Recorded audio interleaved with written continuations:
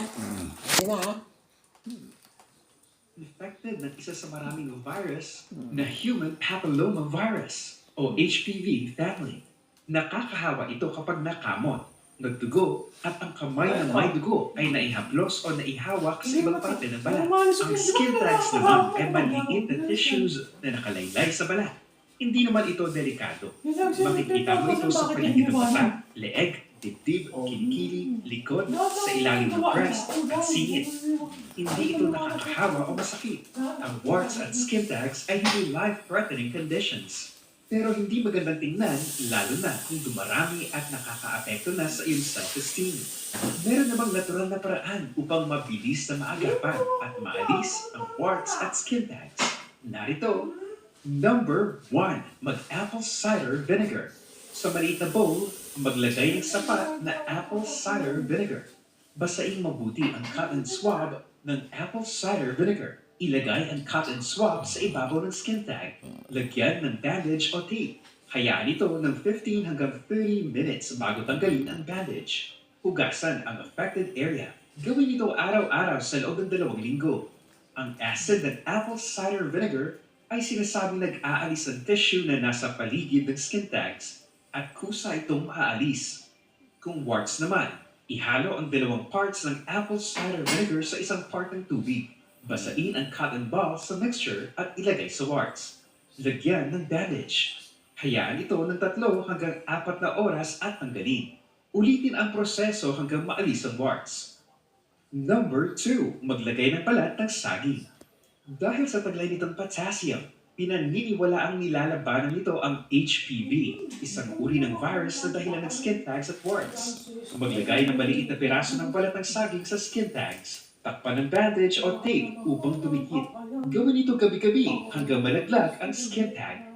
May kakayahan ding makatuyo ng skin tags ang balat ng saging dahil ito sa taglay niyang antioxidants. Number 3. Magpahid ng tea tree oil.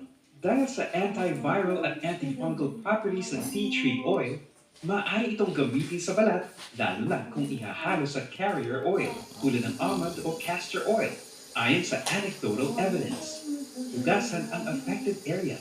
Ihalo ang 1 o 2 drops ng tea tree oil sa 12 drops ng carrier oil.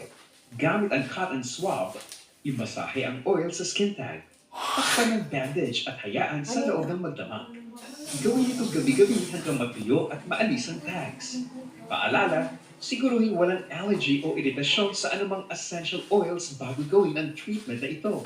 Huwag din gamitin ang oil na ito sa skin tags na nasa ilalim ng mata at loob ng ilong. Number 4. Mag-apply ng vitamin E. Kilala ang vitamin E sa dami ng antioxidants na panlaban sa wrinkles at nagpapanatili ng healthy skin. Nakatutulong din ito upang mawala ang skin tag sa loob lamang ng 2 araw. Imasahe ang vitamin E oil sa affected area hanggang malaglag ang skin tag. Number 5. Gumamit ng castor oil. Ginagamit ito bilang antimicrobial at anti-inflammatory remedies sa mga skin condition tulad ng warts. I-apply ang castor oil sa warts araw-araw. Pagkaraan ng ilang linggo, goodbye warts na. Ang ibang tao naman ay gumagamit ng castor oil na may halong baking soda bilang treatment sa warts na effective din ayon sa mga regular na gumagamit ng kombinasyong ito. Number 6. Magpahid ng lemon juice. Ang mild acid content ng lemon juice ay sinasabing epektibo upang ma-burn off ang warts at ang virus sa dahilan nito. Ilubog ang cotton ball sa 2 parts ng lemon juice at 1 part ng tubig. I-tape o lagyan ng bandage ang cotton ball upang ma-cover ang affected area. Hayaan ito ng magdamag.